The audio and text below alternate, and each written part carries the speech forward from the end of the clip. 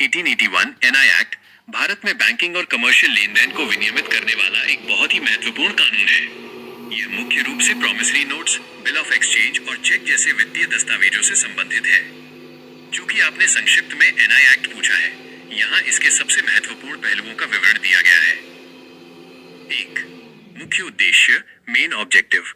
इस कानून का मुख्य उद्देश्य व्यापारिक लेन देन में क्राम्य लिखतों, नेगोशिएबल इंस्ट्रूमेंट्स के उपयोग को कानूनी वैधता देना और उनके हस्तांतरण, ट्रांसफर की प्रक्रिया को आसान बनाना है, ताकि व्यापार में नकदी की जगह इन दस्तावेजों पर भरोसा किया जा सके। 2. 3 प्रमुख उपकरण, द 3 इंस्ट्रूमेंट्स। एनआई एक्ट मुख्य रूप से 3 चीजों को परिभाषित करता है। Promissory note, promissory note minus धारा 4, एक लिखित वादा जिसमें एक व्यक्ति दूसरे को एक निश्चित राशि देने का वचन देता है। Bill of exchange, bill of exchange minus धारा 5, एक बिना शर्त आदेश, ऑर्डर जिसमें एक व्यक्ति दूसरे को किसी तीसरे व्यक्ति को पैसे देने का निर्देश देता है। चेक, चेक माइनस धारा 6, बैंक पर लिखा गया एक बिल ऑफ एक्सचेंज जो मांग पर देय होता है। 3. सबसे महत्वपूर्ण, धारा 138 सेक्शन 138 चेक बाउंस। आम नागरिक के लिए इस कानून की सबसे जरूरी धारा 138 है जो चेक बाउंस से संबंधित है। यदि कोई चेक खाते में अपर्याप्त धनराशि, इनसफिशिएंट फंड्स के कारण बाउंस होता है तो यह एक दंडिक अपराध, क्रिमिनल ऑफेंस माना जाता है। सजा, इसमें 2 साल तक की जेल या चेक की राशि का 2 गुना जुर्माना या दोनों हो सकता है। धारा 138 के तहत कार्रवाई की शर्तें। 1. चेक को उसकी वैधता अवधि, आमतौर पर 3 महीने के भीतर बैंक में जमा करना होगा। 2. चेक बाउंस होने के बाद 30 दिनों के भीतर देनदार को लीगल नोटिस भेजना अनिवार्य है। 3. नोटिस मिलने के 15 दिनों के भीतर यदि भुगतान नहीं होता तभी केस दर्ज किया जा सकता है। 4. हालिया बदलाव, एनआई एक्ट अमेंडमेंट 2018। लेन देन को और सुरक्षित बनाने के लिए सरकार ने धारा 143A और 148 जोड़ी है। इंटरिम कॉम्पेंसेशन, धारा 143A, कोर्ट ट्रायल के दौरान ही शिकायतकर्ता को चेक राशि का 20% तक अंतरिम मुआवजा दिलाने का आदेश दे सकता है। इसका फायदा यह है कि केस लंबे समय तक खिंचने पर भी पीड़ित को कुछ राहत तुरंत मिल जाती है।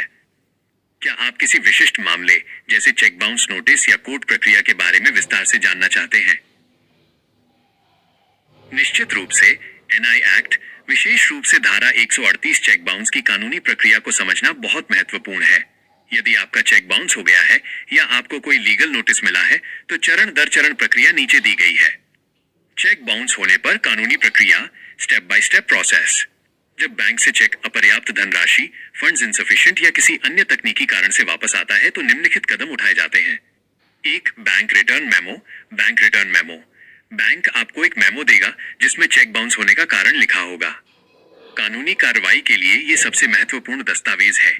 2. कानूनी notice, legal notice. Cheque bounce होने के 30 दिनों के भीतर आपको देनदार ड्रॉवर को एक पंजीकृत वकील के माध्यम से लीगल नोटिस भेजना होगा। इसमें उसे पैसे चुकाने के लिए 15 दिनों का समय दिया जाता है। 3. शिकायत दर्ज करना, फाइलिंग अ कंप्लेंट। यदि 15 दिन बीत जाने के बाद भी व्यक्ति भुगतान नहीं करता है तो आप अगले 30 दिनों के भीतर मजिस्ट्रेट की अदालत में मामला, क्रिमिनल कंप्लेंट दर्ज कर सकते हैं।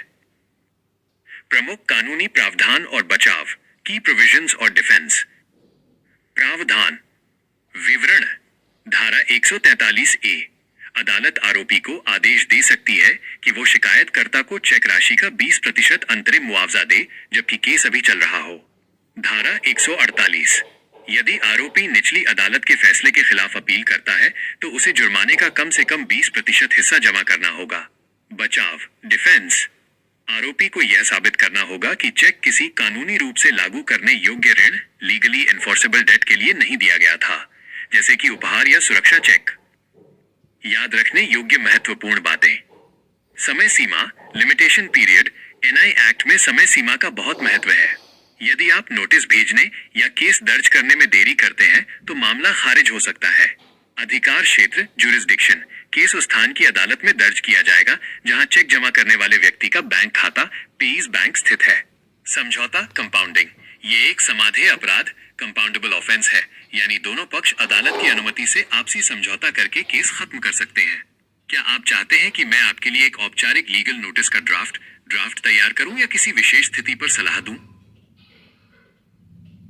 चूंकि आपने हाँ कहा है तो मैं आपको एक लीगल नोटिस का प्रारूप, ड्राफ्ट और इस प्रक्रिया में शामिल महत्वपूर्ण सावधानियां बता रहा हूं। ये नोटिस धारा 138 के तहत केस करने की पहली और सबसे अनिवार्य सीढ़ी है।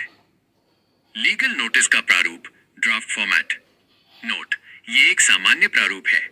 इसे भेजने के लिए किसी वकील की सहायता लेना और उनके लेटर हेड पर भेजना अधिक प्रभावी होता है। दिनांक, आज की तारीख, प्रेषक, सेंडर, आपका नाम और पता, प्राप्तकर्ता, रिसिपिएंट, चेक देने वाले का नाम और पता। विषय, नेगोशिएबल इंस्ट्रूमेंट्स एक्ट 1881 की धारा 138 के तहत कानूनी नोटिस। महोदय, महोदया, मेरे क्लाइंट या स्वयं के निर्देशों के अनुसार मैं आपको निम्नानुसार सूचित करता हूं। 1. ये कि आपने तारीख को कारण माइनस जैसे ऋण वापसी व्यापारिक भुगतान के लिए मुझे एक चेक नंबर राशि रुपए बैंक का नाम का जारी किया था। 2.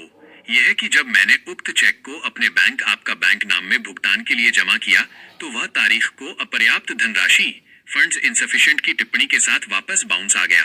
3. यह है कि बैंक से प्राप्त रिटर्न मेमो के माध्यम से मुझे इस बाउंस की सूचना मिली। 4. अतः इस नोटिस के माध्यम से आपको सूचित किया जाता है कि आप इस नोटिस की प्राप्ति के 15 दिनों के भीतर उक्त चेक की राशि का भुगतान मुझे नकद या ऑनलाइन माध्यम से करें। यदि आप 15 दिनों के भीतर भुगतान करने में विफल रहते हैं तो मैं आपके विरुद्ध सक्षम न्यायालय में धारा 138 एनआई एक्ट के तहत आपराधिक कार्यवाही शुरू करने के लिए स्वतंत्र हूं, जिसकी पूरी जिम्मेदारी आपकी होगी। भवदीय, आपका हस्ताक्षर, वकील का हस्ताक्षर।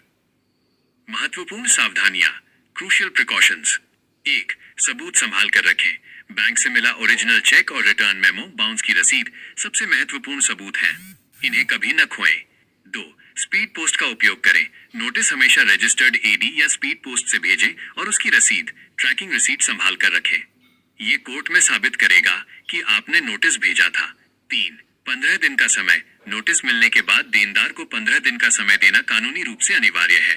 आप 16वें दिन से ही केस फाइल कर सकते हैं।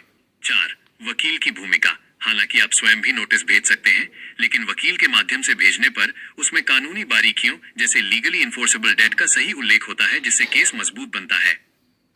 अगला कदम, नेक्स्ट स्टेप। क्या आप चाहते हैं कि मैं इस प्रक्रिया में लगने वाले कोर्ट के खर्चों या समय सीमा, लिमिटेशन पीरियड के बारे में और विस्तार से बताऊं? निश्चित रूप से यहाँ एनआई एक्ट धारा 138 के तहत केस फाइल करने में लगने वाले समय, टाइमलाइन और खर्चों, कोर्ट फीस का पूरा विवरण दिया गया है। 1. समय सीमा, लिमिटेशन पीरियड माइनस, बहुत महत्वपूर्ण। चेक बाउंस के मामलों में कानून बहुत सख्त है। यदि आप एक भी दिन की देरी करते हैं तो आपका केस खारिज हो सकता है। चेक की वैधता, चेक जारी होने की तारीख से 3 महीने तक वैध होता है। नोटिस भेजना, चेक बाउंस होने, बैंक मेमो मिलने के 30 दिनों के भीतर लीगल नोटिस भेजना अनिवार्य है। प्रतीक्षा अवधि, नोटिस मिलने के बाद देनदार को भुगतान के लिए 15 दिन का समय देना होगा। केस फाइल करना, 15 दिन की अवधि समाप्त होने के अगले 30 दिनों के भीतर आपको कोर्ट में शिकायत, कंप्लेंट दर्ज करनी होगी। 2. Court fees, court fees. Case दर्ज करते समय आपको कोर्ट फीस देनी होती है, जो अलग अलग राज्यों में अलग हो सकती है। आमतौर पर यह चेक की राशि पर आधारित होती है। चेक की राशि, रुपये। अनुमानित कोर्ट फीस 50,000 रुपए तक। राशि का 2% से 5%, 50,000 ₹1 से 2 लाख रुपए, लगभग 2,000 रुपीज माइनस 5,000 रुपीज। 2 लाख रुपए से ऊपर एक निश्चित स्लैब के अनुसार अधिकतम 10,000 रुपीज 1.5 लाख रुपए तक सीमित हो सकती है। नोट, कई राज्यों में जैसे दिल्ली या महाराष्ट्र कोर्ट फीस के नियम अलग अलग हैं। वकील की फीस इसमें शामिल नहीं है, जो उनके अनुभव के आधार पर अलग हो सकती है। 3. कोर्ट की कार्यवाही के चरण, स्टेजेस ऑफ कोर्ट केस। अदालत में केस शुरू होने के बाद प्रक्रिया कुछ इस प्रकार चलती है। 1. प्रस्तुतिकरण, फाइलिंग, शिकायत दर्ज करना और शपथ पत्र, अफिडाविट देना। 2. समन्स, कोर्ट आरोपी को पेश होने के लिए नोटिस भेजता है। 3. जमानत, बेल, चूंकि ये एक जमानती अपराध है, आरोपी को कोर्ट में पेश होकर जमानत लेनी पड़ती है। 4. गवाही, एविडेंस, शिकायतकर्ता अपने सबूत और गवाह पेश करता है। 5. जिरह, क्रॉस एग्जामिनेशन, वकील गवाहों से सवाल जवाब करते हैं। 6. अंतिम फैसला, फाइनल जजमेंट, यदि दोष सिद्ध होता है तो कोर्ट सजा और जुर्माने का आदेश देता है। याद रखने वाली बात, प्रो टिप, आजकल धारा 143A के तहत आप केस शुरू होते ही 20% अंतरिम मुआवजे, इंटरिम कॉम्पेंसेशन की मांग कर सकते हैं। इससे आरोपी पर दबाव बनता है और अक्सर मामले का जल्दी निपटारा सेटलमेंट हो जाता है। क्या आप जानना चाहते हैं कि यदि आरोपी कोर्ट में पेश ना हो या अपना पता बदल ले तो ऐसी स्थिति में